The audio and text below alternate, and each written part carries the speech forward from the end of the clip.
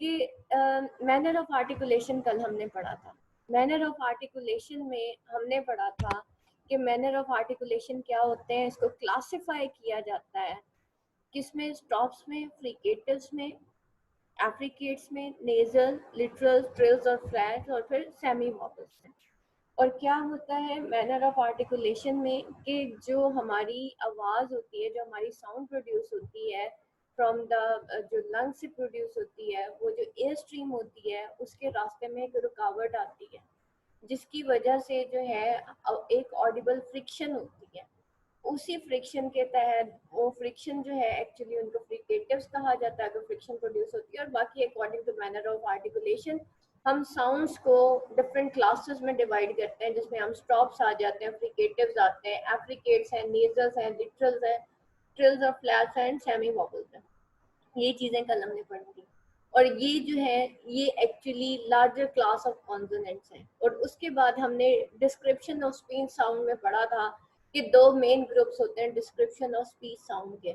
Number 1 consonants हैं, number 2 vowels हैं।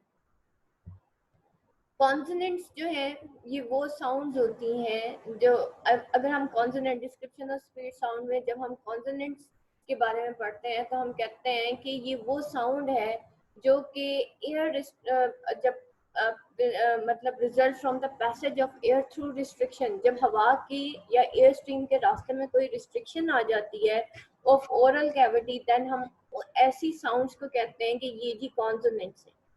ठीक है। और वो क्यों आती है, हो सकता है nature of air stream mechanism की वजह से हो, स्टेट ऑफ ग्लॉटिस की वजह से, जिसमें हमने वॉइस्ड एंड वॉइसलेस साउंड पढ़ा था, यानी कि हलक से जो आवाज निकलती है उसमें वोकल कॉर्ड्स अगर एक्सपेंड हो जाते हैं, वाइड अपार्ट हो जाते हैं, तो हवा आसानी से बाहर आ जाती है, इसको हम वॉइसलेस साउंड कहते हैं।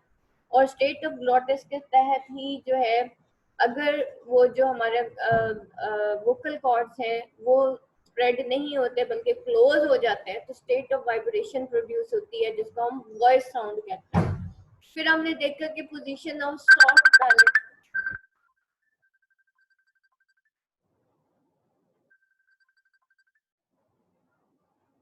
फिर हमने देखा था कल पोजीशन ऑफ सॉफ्ट पैलेट, कि सॉफ्ट पैलेट की जब पोजीशन जो भी होती है उसमें अगर तो हमारा ये जो सॉफ्ट पैलेट होता है जिसको हम वेलम भी कहते हैं, ठीक है, अगर तो वो रेज हो जाता है तो एयर मतलब लोअर हो जाता है तो एयर पैसेज ब्लॉक हो जाता है। ठीक है। और हवा क्या होता है, सारी जो साउंड होती है वो नाक से बाहर आ जाती है। ठीक है, यानी कि वो जबान के जब करीब आता है आपका जो वेलम है या आपका जो सॉफ्ट पैलेट है वो नीचे की तरफ आ जाता है, जबान के करीब आता है, तो हवा क्या होती है वो मुंह से निकलने की बजाय नाक से प्रोड्यूस होती है। और उसमें हमने पढ़ा था कि हमारी म एंड न साउंड जो है वो दोनों क्या है, वो इस तरह की साउंड्स में आते हैं। फिर हमने देखा कि अब आर्टिकुलेटर्स जिसके अंदर इन्वॉल्व होते हैं, उन आर्टिकुलेटर्स में हमने देखा कि चीफ पॉइंट्स क्या थे आर्टिकुलेशंस के, वो बाइलेबियल थे, लेबियोडेंटल थे, dental, alveolar, post alveolar, Plato alveolar, और ये सारी चीजें हमने कल डिस्कस की। उसके बाद हमने देखा कि नेचर और स्ट्रक्चर क्या है, वी मीन जिसमें मैनर ऑफ आर्टिकुलेशन है, और ये क्या होता है, इसमें स्ट्रक्चर ऑफ ऑब्स्ट्रक्शन है मेड बाय ऑर्गन्स, यानी कि टोटली रुकावट पैदा हो जाती है, हो सकता है वो टोटल हो, इंटरमिटेंट हो या पार्शल हो। ठीक है, हमने स्ट्रक्चर देखा कि किस तरह से वो स्ट्रक्चर या रुकावट प्रोड्यूस होती है। अब वो कंप्लीट क्लोजर भी हो सकता है, वो एक्टिव भी हो सकता है, और पैसिव आर्टिकुलेटर्स की वजह से हो सकता है make a firm contact with each other. Active and passive articulator जब एक दूसरे के बिल्कुल करीब आ जाते हैं तो कंप्लीट क्लोजर हो जाता है and prevent the passage of air between them, और इसकी वजह से पैसेज होता है उनके दरमियान में। आगे जाके बेटा हम अब इसके ये आगे हमने स्ट्रक्चर पढ़ा था, पार्शियल स्ट्रक्चर क्या होता है, कंप्लीट स्ट्रक्चर क्या होता है जिसमें जो है कंप्लीटली क्लोजर हो जाता है, एंड सो ऑन। ये हमने सारी चीजें स्ट्रक्चर के बारे में पढ़ी थी। उसके बाद आगे आ जाए, that is the consonant chart. Consonants को समझने के लिए बेटा चार्ट को समझना बहुत जरूरी है। और जो पहली स्लाइड आपको मैंने पढ़ाई थी, आज जरा उसको दोबारा खोलिएगा, जो हमारा पहला लेसन मैंने आपको फोनेटिक स्टार्ट करते ही पढ़ाया था, उसको एक दफा जरूर खोल के देखिएगा। उसमें मैंने आपको क्या पढ़ाया था कि प्लेस ऑफ आर्टिकुलेशन क्या होता है और मैनर ऑफ आर्टिकुलेशन क्या होता है। यहाँ पे देखें, कल हमने ये मैनर ऑफ आर्टिकुलेशन को डिस्कस किया था, जिसमें हमने वॉइस्ड एंड वॉइसलेस साउंड्स को भी, जो है ग्लॉटल साउंड्स जो होती हैं वो वॉइस्ड एंड वॉइसलेस होती हैं। हमारे अगर हलक जो है या वोकल कॉर्ड्स जो है वो स्प्रेड अपार्ट हो जाते हैं तो साउंड वॉइसलेस होती है, पर साउंड। इसमें आप गले पे हाथ रखें और आप देखेंगे, यानी कि ये जो आपका एडम्स एप्पल जिसे कहते हैं वोकल कॉर्ड्स होते हैं, इसको हाथ रखें। अगर ये वाइब्रेट होते हैं तो वो वॉइस साउंड होती है, और अगर ये वाइब्रेट नहीं होते तो ये वॉइसलेस साउंड होती है। तो अब इसमें हम देखते हैं कि मैनर ऑफ आर्टिकुलेशन में अगर आप ये चार्ट थोड़ा सा गौर से याद कर लेना, आपके लिए बड़ी आसानी हो जाएगी। मैनर ऑफ आर्टिकुलेशन में सबसे पहले प्लॉसिव्स आता है, कंप्लीट क्लोजर। अभी हम नेचर ऑफ स्ट्रक्चर की बात कर रहे थे, उसमें हम complete closure, intermittent closure, partial closure की बात कर रहे थे। उस complete closure, nature of structure या पार्शियल क्लोजर की बेस पे ये प्लॉसिव्स, नेजल, फ्रिकेटिव्स, ये सारी चीजें उसी बेस के ऊपर आ रही हैं। प्लॉसिव्स के अंदर देख लें कि complete closure of the air passage and release afterward suddenly. ठीक है, वो जो हमारा एयर पैसेज होता है जिसमें को हम नेचर ऑफ स्ट्रक्चर भी कह रहे थे, कि कंप्लीट क्लोजर होता है एयर पैसेज का, यानी कि हमारे एक्टिव आर्टिकुलेटर्स और पैसिव आर्टिकुलेटर्स एक दूसरे के बिल्कुल करीब आ जाते हैं। एंड रिलीज आफ्टरवर्ड सडनली, और अचानक से फिर जो है वो एक साउंड प्रोड्यूस होती है जिसको हम प्लॉसिव्स कहते हैं। अब आप बोले फ एंड ब, दैट इज प, फ फैन, ब बेस्ट। तो जब आप फ बोलेंगे फैन, फ फैन, तो आप देखें कि आपके जो वोकल कॉर्ड्स हैं वो वाइब्रेट नहीं करते। ठीक है, जबकि वॉइस साउंड के अंदर वोकल कॉर्ड्स आपके वाइब्रेट करते हैं, खनक सी प्रोड्यूस होती है। ब के अंदर क्या होता है, आपका मुंह बिल्कुल बंद हो जाता है, पीछे से वोकल कॉर्ड्स भी बिल्कुल उसका जो आप लोगों का हमारा जो ग्लॉटिस है वो कॉन्ट्रैक्ट कर जाता है, एंड फाइनली एक साउंड प्रोड्यूस होती है जिसको हम प्लॉसिव्स कहते हैं। फट के जो आवाज पैदा होती है उसको हम कहते हैं प्लॉसिव्स। उर्दू में मैं आपको यूं कहूंगी कि जो फटी हुई आवाज होगी ना, अचानक से फट के जो आवाज निकलेगी, उसको हम प्लॉसिव्स कहेंगे। और प्लॉसिव का मतलब ही ये होता है कि अचानक से कोई चीज, किसी चीज का फटी हुई आवाज होती है ना, जैसे धमाका, छोटा सा प्लॉसिव हो जाता है। तो हम प्लॉसिव्स को हम इस तरह से लेंगे। और प एंड ब आप देखिए दोनों में ही अचानक से एक प्लॉसिव सा क्रिएट होता है जब हम प एंड ब बोलते हैं।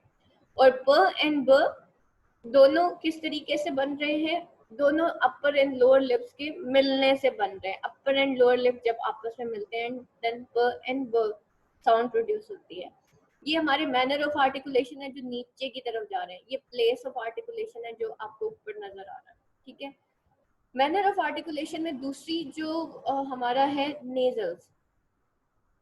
नेजल्स जो है नाक के जरिए जो आवाज प्रोड्यूस होती है उसको हम नेजल्स कहते हैं, जिसमें कंप्लीट ओरल क्लोजर होता है while nasal passage is open. जबकि नेजल पैसेज जो है ओपन हो जाता है, जिसमें हम म एंड न साउंड या इंग साउंड जो है प्रोड्यूस होती है। इंग, इसमें क्या होता है, मैन, मैन, नो, सिंगर। अब आप देखें इसके अंदर क्या होता है, हमारा कंप्लीट क्लोजर हो जाता है, मुंह बंद हो जाता है। जब मुंह बंद होता है तो हवा जो होती है वो पास होती है फ्रॉम द आपके ग्लोटिस से, आपके हलक से सीधी की सीधी नाक से बाहर आ जाती है। तो हम कहते हैं कि ये नेजल्स हैं। और नेजल्स में जितनी भी साउंड्स प्रोड्यूस होती हैं सारी वॉइस्ड होती हैं, वो वॉइसलेस नहीं होती। इंग, तो इसकी क्या है, ये सब वॉइस साउंड है। उसके बाद है फ्रीकेटिव्स। फ्रीकेटिव्स में मैं एक चीज मैंने इसमें याद की हुई थी, फ्रीकेटिव मैंने याद किया था फ एंड व साउंड, क्योंकि इसमें एफ भी आता है और वी भी आता है। मैंने अपने जमाने में जब मैं स्टूडेंट थी तो मैंने यूं याद किया था फ्रीकेटिव फ व, ठीक हो गया। उसके बाद जो है ना आगे मैंने रट्टा लगाया हुआ था, लाइक फ व त द स र ज, श, य एंड ह। तो ये हो गया जनाब हमारे फ्रीकेटिव। तो फ व जो है वो फ्रीकेटिव से मैं निकाल लेती थी, बाकी आगे मैंने रट्टा लगाया हुआ था तो मैं इस तरह से याद कर लेती थी कि भाई ये सारे फ्रीकेटिव हैं। बहरहाल फ्रीकेटिव्स क्या होते हैं? Completely closer and slow release. ठीक है, कंप्लीटली क्लोजर होता है लेकिन आहिस्ता आहिस्ता साउंड रिलीज होती है। लाइक फ, फ में आप देखें, फ बोले उसमें क्या होता है, अपर टीथ जो है वो आपका लोअर जो है लिप के साथ जो है वो टकराता है। फ तो एक सीटी प्रोड्यूस होती है, तो फ्रीकेटिव्स के अंदर ना सीटी प्रोड्यूस होती है। और व साउंड के अंदर भी यही है, एक व में क्या रुकावट पैदा होती है, देन आपका रुक जाता है। अब देखिए व साउंड बोले तो आप देखिए वॉइस है, फ बोले that is voiceless. The the thing, sorry थ थिंग, द दिस, ठीक है, थ थिंग, द दिस। अगर आपके आगे ना ऑब्जेक्टिव्स, तो भाई ये अब सिंबल्स भी याद कर लें। ठीक है, ऑब्जेक्टिव्स में आप अगर आपके सिंबल्स आ गए तो be ready for the symbols too. ठीक है, और इसके अंदर एक डिक्शनरी की लैंग्वेज ये सारी ऐसी ही होती है, और हो सकता है कि वो आपको कहेंगे जी इस वर्ड को जो है ना वो इस तरह से आप एक्सप्लेन करें सिंबॉलिकली, तो फिर आपको करना पड़ेगा। फिर स, र, ज, श, य एंड ह, ये सब क्या है, ये फ्रिकेटिव्स हैं। और इसके अंदर क्या है, complete closer and slow release. उसके बाद लेटरल्स आ जाते हैं। लेटरल्स के अंदर क्या है, complete closure in the centre of the vocal tract and the air passes along the side of the tongue. Laterals के अंदर ये होता है कि complete closure in the centre of the vocal tract. यहाँ पे देखें साउंड है ल बोले, जब आप एल बोलते हैं, ल बोलते हैं, तो क्या होता है, आपकी जबान की टिप जो है वो अपर टीथ के साथ लगती है। आपका क्लोज हो गया, ठीक है, वो जो पैसेज ऑफ एयर स्ट्रीम है वो सारा क्लोज हो गया, लेकिन दरमियान से हुआ, साइड से आपकी आवाज फिर निकलती है। ल बोले तो साइड से आप देखें सारी एयर स्ट्रीम साइड से निकल रही होती है। जबान के ब्लेड्स वाली साइड से जो है वो सारी आवाज बाहर की तरफ आ जाती है, और the air passage along side of the टंग, हवा जबान की साइड से बाहर आ जाती है। इसको हम कहते हैं लेटरल साउंड। ठीक है, लेटरल साउंड। और लेटरल के अंदर एल साउंड आती है, L for lateral and L for left. ठीक है, तो लेटरल एल मैंने याद किया हुआ था, तो इस तरीके से जो है वो याद किया था। और लेटरल के अंदर यहाँ पे देखें, अगर हम ये देखें एल्वियोलर, एल्वियोलर क्या होता है, एल्वियोलर इज टीथ रिच होती है and the tip blade of the टंग। इसके अंदर जो है एल्वियोलर रिज इन्वॉल्व होती है, जिसमें हम कहते हैं कि जबान सॉरी जो दांत है उसकी जड़, ठीक है, दांतों का फ्रंट का जो हिस्सा होता है, और ब्लेड ऑफ द टंग जो है ऊपर का जो दांतों की जड़ है, दांतों के बिल्कुल बैक साइड पे जो ऊपर दांतों की जो जड़ है, जब उससे जबान लगती है ल, तो फिर जो है एल्वियोलर जो है साउंड जो है वो प्रोड्यूस होती है। इसी को हम, इसी तरह की साउंड्स को हम जो है एल्वियोलर साउंड्स कहते हैं, और इसी तरह की साउंड्स को हम लिटरल साउंड्स कहते हैं। तो ये लिटरल्स होते हैं जिसमें क्या होता है, कंप्लीट क्लोजर होता है at the centre of the vocal track. ठीक है, अब मेरा कंप्लीट क्लोजर कहाँ से हुआ, जब जबान ऊपर लगी तो दरमियान से हुआ, हवा पास कहाँ से हुई, जबान के किनारों से पास।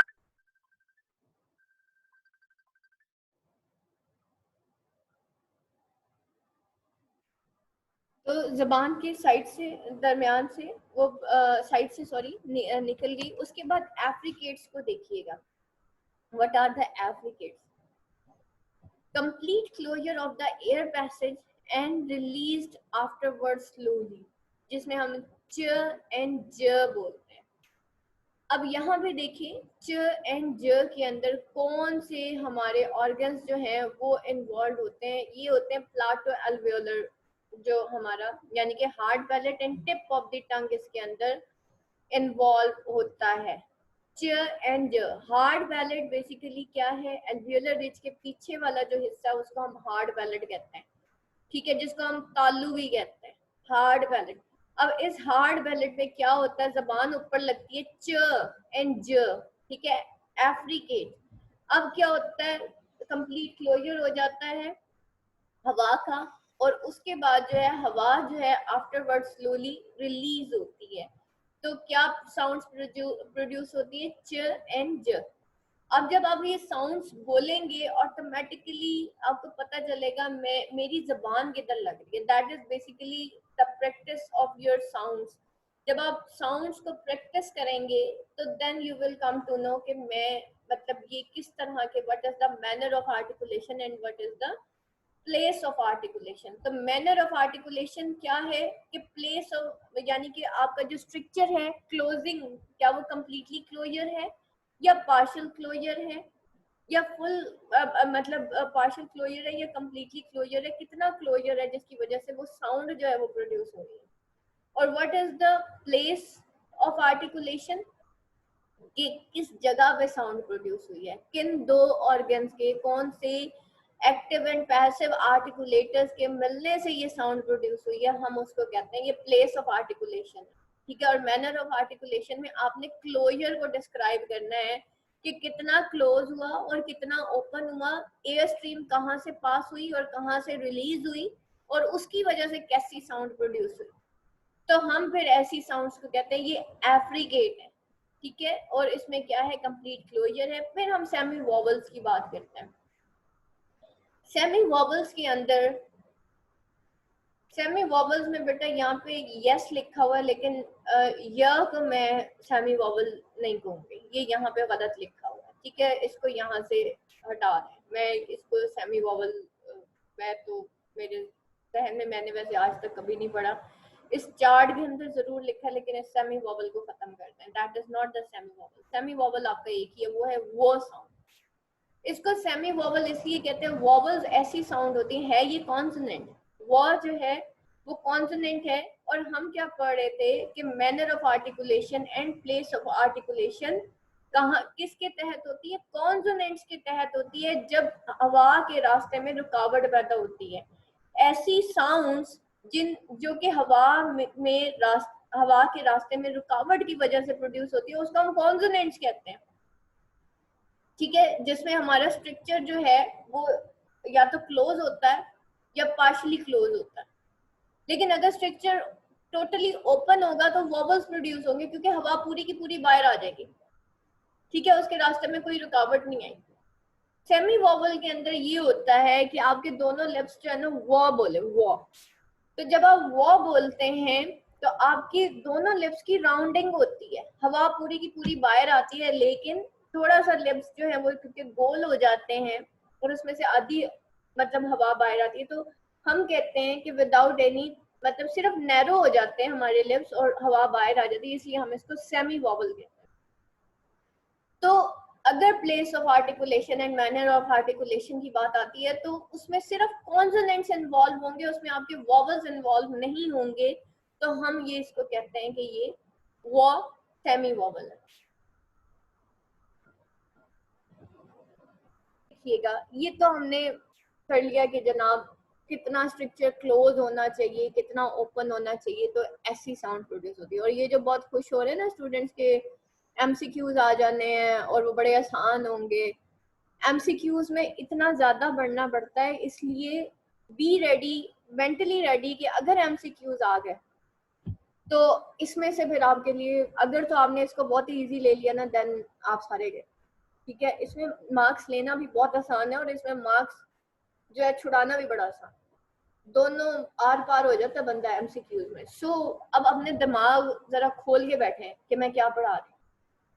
और यहाँ पे देखिए, ये रट्टा नहीं है अब कि आपने पूरा पूरा चार्ट जैसे मैंने याद कर लिया था जी, फ्रिकेटिव्स आगे फ ब द द द द यूं करके, अब ये वाला काम नहीं हो सकता आपका। अब तो आपको एक साउंड दे देंगे, बताएं जी ये फ्रिकेटिव्स हैं कि क्या है, ठीक हो गया।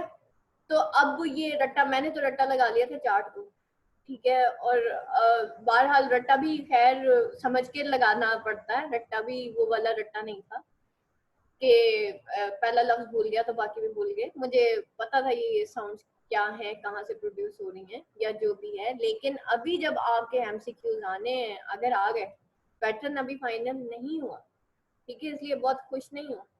तो अगर आ गया ना एमसीक्यूज तो then just think about it कि ये क्या है, और आगे फिर मैं आपसे डिस्कस करती हूँ एंड पे कि करना क्या आप एमसीक्यूज के लिए, आप लोगों ने और मैंने भी।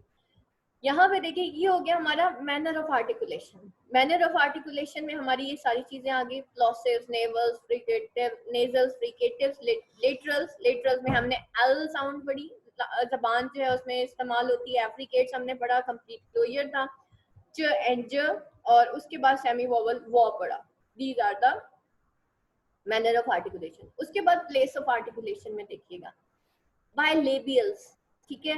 अगेन बेटा मैं आपको कहूंगी कि जो फर्स्ट चैप्टर फर्स्ट लेसन था ना मेरा, आज खोल के देखिएगा, वो जो मैंने आप लोगों को स्लाइड से पढ़ाया था, उसमें मैंने बायलेबियल पढ़ाया था आप लोगों को, और उसमें मैंने आपको बकायदा डायग्राम से बताया था कि अपर एंड लोअर लिप जो है जब बिल्कुल क्लोज हो जाते हैं तो बायलेबियल साउंड प्रोड्यूस होती है। जब upper end sorry place of articulation में ऐसी साउंड जो अपर एंड लोअर लिप के मिलने से प्रोड्यूस होती है उसको हम बायलेबियल्स कहते हैं। और ऐसी साउंड्स को हम क्या कहते हैं, प्लॉसिव्स कहते हैं, क्योंकि वो फटने से प्रोड्यूस होती है, क्योंकि मुंह बंद हो जाता है और जब हवा जोर दे के निकलती है तो फट के निकलती है और हम प एंड ब बोलते हैं। उसके बाद लेबियो डेंटल है। लेबियो का मतलब होता है लोअर लिप एंड डेंटल का मतलब होता है अपर टीथ, ठीक है। तो लोअर लिप और अपर टीथ के मिलने से जो साउंड प्रोड्यूस होती है उसको हम लेबियो डेंटल कहते हैं। और लेबियो डेंटल में क्या होता है, हमारे फ्रिकेटिव्स भी आ जाते हैं जिसमें फ एंड व साउंड है, लेकिन दैट आपको ये पता होना चाहिए कि लेबियो डेंटल फ एंड व, फ एंड व आप बोलेंगे तो फ साउंड और व साउंड आप देखेंगे कि आपका लोअर लिप और आपका अपर टीथ, लेबियो एंड डेंटल, ठीक है। और फिर डेंटल में teeth and the tip of the टंग। अब यहाँ पे देखिए सारा टंग का काम शुरू होने लगा। डेंटल में tip and tip of the tongue, tongue involve होती है जिसमें थ एंड द हम करते हैं।